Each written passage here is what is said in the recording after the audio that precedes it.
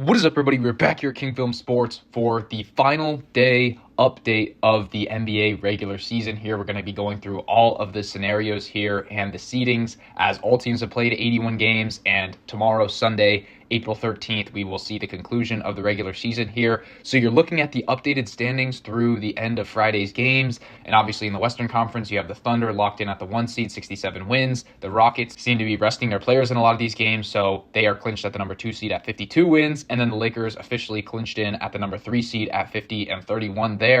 And then it gets interesting, as you guys all know, from really the 4th through 7th seed now that the Grizzlies lost back-to-back games the last 2 days. But also the Grizzlies could jump up to the number 7 seed. But really, those 4 through 7 lines are what we are very interested in there. And then you get to the 9 and 10 line in the West, and you've got the Kings and Mavs tied right now. So obviously, if the Mavs win their final game over the Grizzlies and the Kings lose to the Suns, then the Mavs will get that 9-10 game in Dallas, which is pretty important there. And then rest of the teams, Suns now officially eliminated. And then the Eastern Conference, very interesting as well. No intrigue really in this final day of the regular season, as we have all of the seeds officially locked in heading into the play-in tournament. The Cavs obviously at 1, Celtics at 2, and then from 3 to 6 we do have the playoff matchup set. The Knicks will be hosting the Pistons in that 3-6 series. That should be very interesting there. Knicks, I believe, a 6.5 point favorite in the first game, and for the series, I believe they are minus 400 overall. And then we've got Pacers versus Bucks rematch of last year. I believe the Pacers are a couple point favorites in the first game there. That one is much tighter in terms of the spread. I think the series price is Indiana minus 160 there. So comment down below if you guys have any predictions on that. And then you get to the play-in teams. Orlando will be hosting the Hawks on Tuesday. I believe the Magic are around a 5-point favorite in that matchup. And then on Wednesday in the 9-10 game, the Bulls will host the Heat. They did sweep that regular season series. I believe they are a couple point favorites in that matchup there.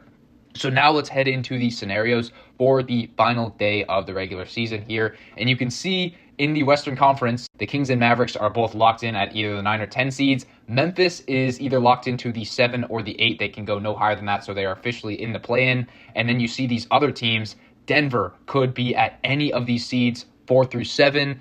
You get Golden State, who can only be the 7 or the 6. And then Minnesota, who can go all the way up to the 4 or fall all the way to the 8. The Clippers can finish anywhere 4 through 7 as well. So let's get into some of these scenarios. This is a pretty cool color chart here. It's a bit jumbled, so we're going to head into some of these clear scenarios here. And a reminder that that Memphis column doesn't really matter. As long as the Wolves win, then Memphis will finish at the number 8 seed, and Minnesota is going to be like 20-point favorites over the Jazz, I believe, in that final matchup. So we'll see if that Memphis-Dallas game even matters for the Grizzlies in that one.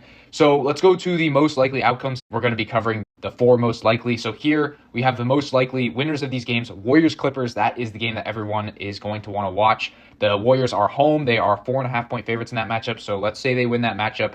And then the Nuggets at the Rockets. I assume the Nuggets will be a comfortable favorite here just because Houston will rest some of their players. We'll see how extensive that is. The Rockets last night against the Lakers rested almost everyone in that second half, and the Lakers won easily by 20 points. And then you've got the Wolves winning as big favorites over the Jazz. So in this scenario, Nuggets lock down the number 4 seed, get that elevation advantage in the first round with that home court. The Wolves go all the way to the number 5 seed there, so that's pretty interesting. And then the Warriors stay at the number 6 spot with that win. They would face the Lakers in the first round. That would be a very intriguing matchup. And then the Clippers would fall down to the 7 and would play the Grizzlies in that play-in game in the Intuit Dome. And I don't think that would be the worst thing for the Clippers or whoever gets that number 7 seed. Facing Houston in the first round, yes, you wouldn't have home court advantage in that series or pretty much any of the others in the playoffs, but I do think that they would like their odds against a young Houston team there. Then we get to the second most likely outcome. We're just flipping that Warriors-Clippers game. Say the Clippers win as 4.5 point dogs, and then also Nuggets and Wolves win. The Nuggets once again get that number 4 spot, and then at the number 5 seed, you have the Clippers jumping up to that spot, so they would face Denver in the first round. Then you would get Wolves-Lakers in the first round. That would be very interesting. And then the Warriors would face the Grizzlies here. Would be in the play-in, which is pretty dangerous, but I would like their odds against the Grizzlies in that first game in the play-in, and then facing the Rockets. I think that they would be favored in that first round matchup. Then we get to the third most likely outcome. We're taking the Warriors to beat the Clippers. Now have the Rockets upset the Nuggets, and then have the Wolves win. And in this scenario, Minnesota goes all the way up to the 4 spot in a big jumbled tiebreaker here between all of these teams. The Clippers get the number 5, even though they did lose to the Warriors. The Warriors would stay at 6, and Denver now down to the play-in against Memphis there in the 7-8 matchup. And then we get to the final most likely outcome here. we have the Clippers, Rockets, and Wolves winning. So in this scenario, Clippers would get home court advantage in that first round series. Then they would face Minnesota at the number 5 spot. The Nuggets would play the Lakers in this one, and then the Warriors would fall down to the play-in at the 7th seed there. So with all that being said, we now look at the odds here, and not a lot has changed over the past few days as it's so convoluted here with the seedings that Vegas doesn't really know who to price in many of these series. You see here OKC at minus 130, minus 140 at the top.